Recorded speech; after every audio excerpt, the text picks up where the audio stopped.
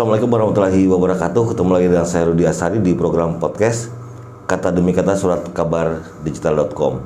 Kali ini kita kedatangan tamu istimewa, Wakil Ketua DPRD Kota Banjarbaru, tokoh muda juga. Apa kabar, Mas Taufik Rahman? Boleh, Mas Makar ya? Silahkan, biar warga Banjarbaru tahu. Sudah vaksin kan ya? Alhamdulillah kabarnya baik. Biar warga tahu lah kalau ada lesungnya yang bikin manis gitu kan. Sehat, Mas Taufik? Alhamdulillah sehat. Mas Taufik, pimpinan DPR dari Cempaka. Isu yang paling hangat sekarang, Mas Taufik, Banjarbaru sudah jadi statusnya ibu kota Kalimantan Selatan. Dan apa yang harus Anda ingatkan ke pemerintah tentang Cempaka ini?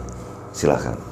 Pertama-tama dulu kita ucapkan terima kasih yang luar biasa kepada para pengusung sehingga Banjarbaru diresmikan menjadi ibu kota Provinsi Kalimantan Selatan. Itu yang pertama. Iya. Kita harus bersyukur dulu karena memang dari awal kita tahu di awal Banjarbaru hanya menjadi ibu kota pemerintahan saja. Saja. Iya. Namun seiring berjalan kita ditetapkan sebagai ibu kota provinsi. Ini hal yang luar biasa dan tentunya banyak tantangan yang akan kita hadapi ke depannya. Banyak hal yang memang perlu didiskusikan, banyak hal yang perlu dibicarakan, baik dari sektor legislatif, eksekutif, karena kita harus satu visi misi dulu untuk membangun kota Banjarbaru ini, karena nanti semua daerah di Kalimantan Selatan akan tertuju di Banjarbaru. Khususnya di Cempaka dong. Wah. Karena di wilayah situ kan pusat pemerintahan Kalsel. Seperti yang kita tahu sebelum ibu kota ini akan dimandatkan di Banjarbaru, perencanaan wali kota sekarang kan udah memang tertuju kepada daerah Kecamatan Cempaka. Kita mendengar beberapa hari yang lalu akan ada rencana sport center kota Banjarbaru, itu pun di daerah Kecamatan Cempaka. Saya sebagai warga Cempaka sangat bersyukur tentunya karena ini akan berdampak kepada masyarakat yang ada di sana, walaupun akan ada juga banyak tantangan yang harus dihadapi masyarakatnya seperti itu. Mas Taufik, tantangan seperti apa, Mas Taufik? Kita tahu kalau di Cempaka itu daerahnya pertama agamis, berarti ada seni dan budaya yang kuat di dalam perilaku masyarakatnya. Ini yang harus dijaga. Dan kedua juga dampak dari perpindahannya ibu kota akan membawa juga ke dalam aspek perilaku masyarakatnya ke depannya. Seperti apa? Apakah akan bergeser kebiasaan-kebiasaan yang sudah mentradisi? Itu perlu diskusi panjang. Yang terpenting adalah sumber daya manusia. Oke. Kesehatan, gimana? pendidikan. Dengan adanya ibu kota baru, tidak bisa dipungkiri akan banyak perpindahan penduduk ke Banjarbaru. Pendidikan akan semakin banyak, dan apalagi Banjarbaru sudah menjadi kota pendidikan ya.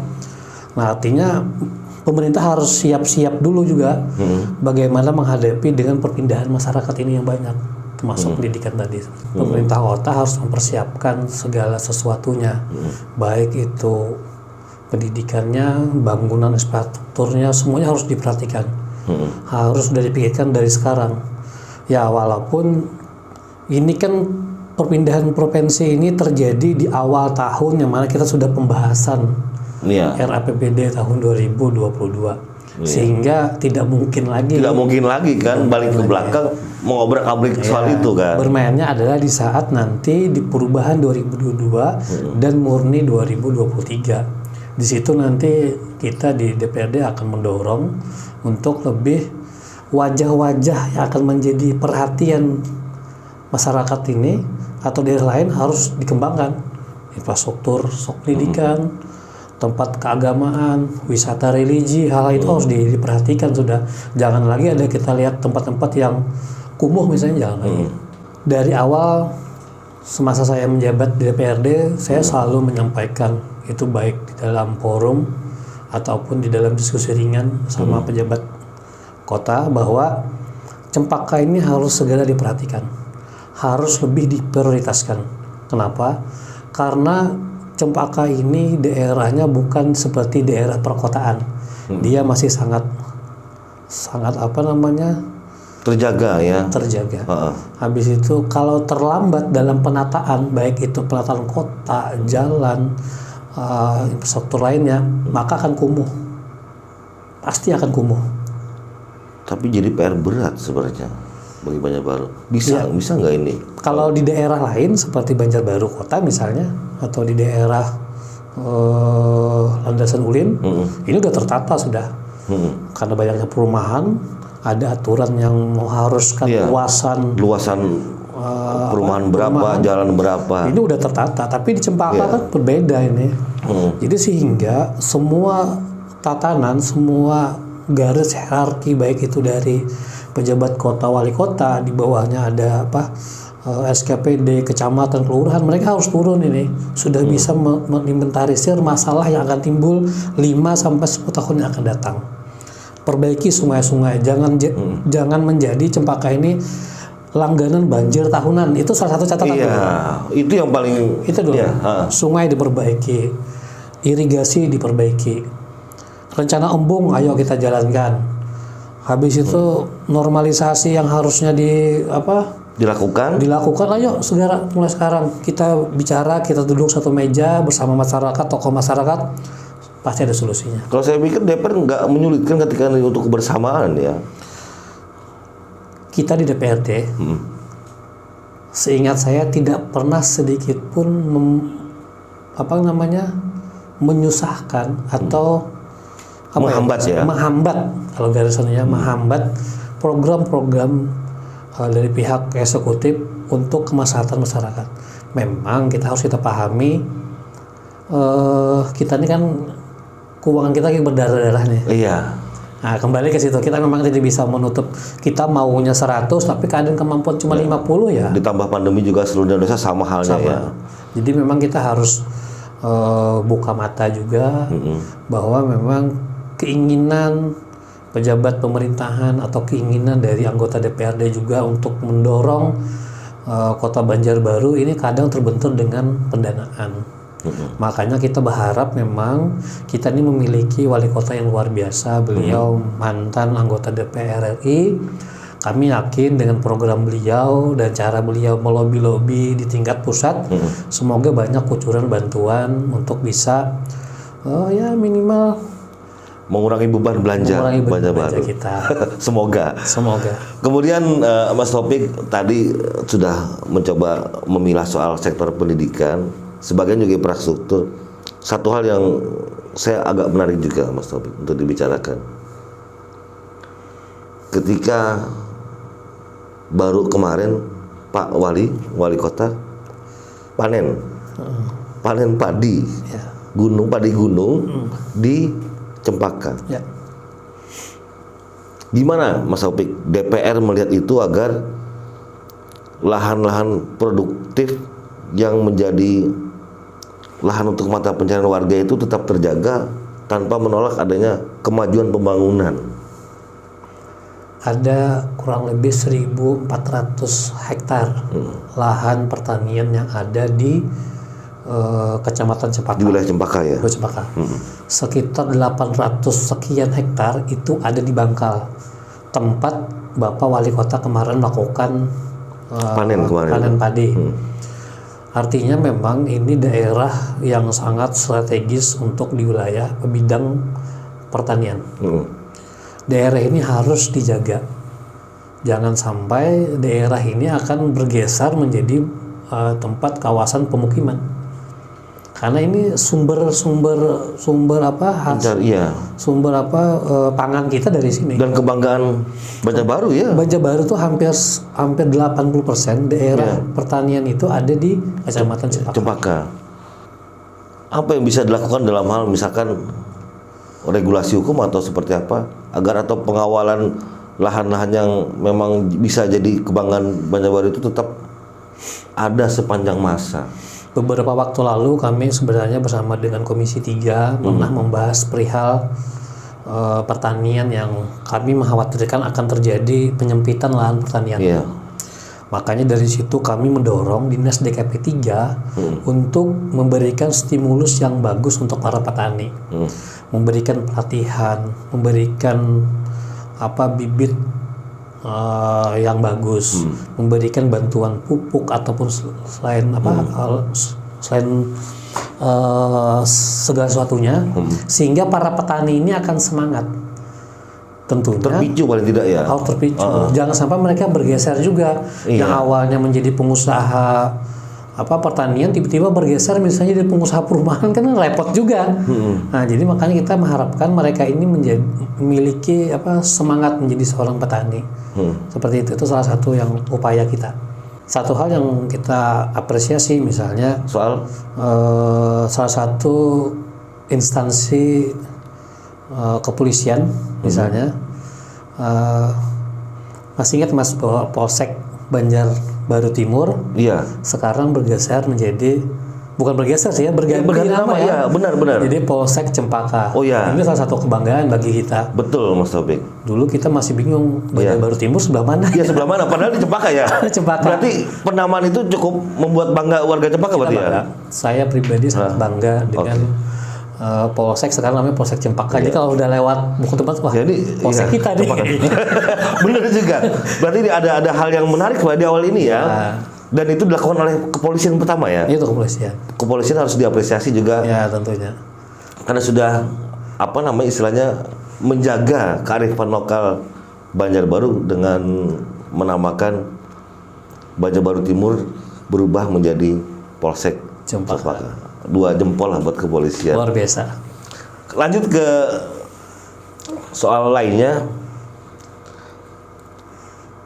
Ibu kota identik dengan persoalan yang pelik, Mas Taufik. Kekumuhan, atau nanti di kemudian hari ketika penduduk padat, produksi sampah juga akan menumpuk. Ya.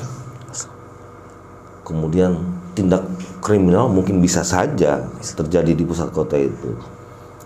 Apa yang ingin Anda sampaikan ke pemerintah khususnya agar persoalan-persoalan yang mungkin dapat memicu konflik sosial, perubahan yang cepat terhadap perilaku masyarakatnya, agar semua elemen khususnya di Banjarbaru dan ruang skup Cempaka itu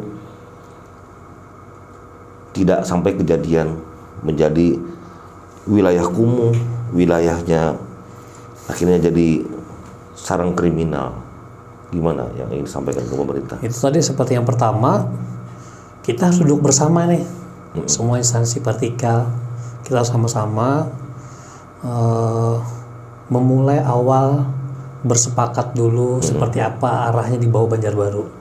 Ini berbeda dengan daerah yang sudah dari awal menjadi ibu kota provinsi. Kita kan baru nih, artinya sudah kita bisa aja ngelihat tetangga sebelah. Oh ternyata ini ada masalah yang harus kita jaga dari awal. Kalau misalnya perihal kekumuhan, berarti kan lawan katanya adalah memperbaiki infrastruktur yang ada dan menjaga tata ruang ya. Tata ruang itu nomor satu menjaga. Itu yang pertama. Kalau bicara tingkat kejahatan, berarti aparat keamanannya ini harus saling bersinergi dengan pemerintah kota untuk menjaga daerah-daerah yang berpotensi menjadi daerah rawan tingkat kejahatan. Semuanya ada solusinya, asal kita mau duduk bersama saja. Ada 2 yang saya sisakan pertanyaan Mas Taufik. 3. 3 nggak apa-apa ya. Oke, kan saya tambah 1. Mas Taufik, agar tidak terjadi diskriminasi wilayah, karena Cempaka tentunya akan dimanjakan dengan mungkin dari pusat, dari provinsi dan juga Banjarbaru karena menjadi wilayah satu zonasi. Agar wilayah yang di Banjarbaru tidak merasa iri cemburu itu seperti apa? Pembangunannya harus merata. Pembangunan harus merata. Harus merata. kalau kita bicara Cempaka akan menjadi perhatian lebih, itu kan dikarenakan Cempaka masih memiliki lahan kosong yang bisa diisi. Kalau mau pindah kantor Polda misalnya, kita sudah siap lokasinya di daerah Cempaka juga di situ kan. Mau pindah apa masih ada Cempaka. Kalau memang daerah-daerah seperti Batu Baru Kota udah nggak ada lagi. Nggak terlalu padat ya? Tidak terlalu padat. Nah tinggal tadi keseragamannya. Kalau memang difokuskan di Cempaka mulai sekarang diatur dulu. Namun tidak mengesampingkan daerah di sekitarnya lagi. Karena orang nanti mendarat di Kalimantan Selatan turunnya bukan Cempaka, Landasan Ulin. Kampung saya. Nah, itu perlu diperhatikan dulu kan. Akses turun keluar dari bandara, jalannya diperhatikan, penerangannya diperhatikan, tatanan bangunan yang ada diperhatikan. Itu gerbangnya ya. Keluar dari Landasan Ulin kemana? Iya. Masuknya ke Banjarbaru Kota. Kita punya Murjani. Iya. Kita punya taman-taman yang bagus, Panderpil. Tinggal itu udah bagus nih, dipoles sedikit-sedikit aja. Soal kesejahteraan masyarakat Cempaka, mengubah pola hidup yang awalnya misalkan ada sebagian yang bertani, mungkin ada sebagian yang masih mendulang, ada yang sebagian bekerja di perkantoran. Menyiasati ini apa yang ingin Anda sampaikan agar benar-benar siap, Mas Taufik, warga Cempaka khususnya. Jangan sampai direbut oleh pendatang lah, dan warga Cempaka atau Banjarbaru malah termarginalkan. Gimana? Yang penting mau mendengarkan aspirasi masyarakatnya. Apa mereka maunya diperhatikan. Mereka minta perubahan dari pekerjaan yang awal, misalnya perlu perhatian, kita kasih pelatihan. Mereka maunya stimulus perhatian lebih, kita kasih. Itu aja, semua simpel saja. Masyarakat yang penting mau diperhatikan. Tetap jadi prioritas masyarakat, aspirasi itu ya. Aspirasi yang nomor satu. Ke depan nanti Cempaka akan menjadi salah satu daerah wisata religi. Ada beberapa makam kubah yang akan lewat dinas Dispora Buta akan menjadi wilayah religi. Salah satunya makam Ibu Saripah. Tentunya ini akan menjadi perhatian yang luar biasa juga. Kami kemarin beberapa kali ketemu dengan tokoh-tokoh masyarakat, termasuk juru kunci yang ada di makam tersebut. Kita akan prioritaskan di tahun depan untuk pembangunan pemugaran ya mungkin ya, atau pembangunan. Kayaknya kita ngikut kehendak dari juru kunci juru kuncinya atau keluarga beliau, sehingga nanti beberapa hal yang diperlukan kayak perbaikan toilet umum, habis itu tempat parkir yang memang tempatnya agak di pinggir jalan raya. Kita akan berfokus di tahun depan untuk prioritas pembangunan. Nah, kalau bicara pesan kepada anak muda, tentunya yang pertama adalah hormat kepada orang tua. Itu yang pertama. Itu salah satu modal. Habis itu saling menghargai. Habis itu bergandeng erat kita bersama-sama untuk memajukan daerah kita masing-masing. Jadilah contoh yang terbaik. Minimal jangan menyusahkan. Jangan menyusahkan. Nah, itu. Oke. Satu kata yang menarik ditutup oleh Mas Taufik Rahman, Wakil Ketua DPRD Kota Banjarbaru. Jangan menyusahkan. Saya harap dengan kesiapan matang semua pihak, baik dari DPR, Pemko, mungkin elemen instansi lainnya, ketika Banjarbaru ditetapkan sebagai ibu kota Kalimantan Selatan, tidak ataupun jangan menyusahkan warganya. Sampai di sini podcast Kata Demi Kata Surat Kabar Digital.com dengan wakil rakyat di Banjarbaru. Mudah-mudahan bermanfaat. Tetap saksikan kami di channel YouTube. Jaga kesehatan, tetap patuhi protokol kesehatan. Sampai jumpa, salam Kata Demi Kata. Wassalamualaikum warahmatullahi wabarakatuh. Mas Taufik, sip. thank you.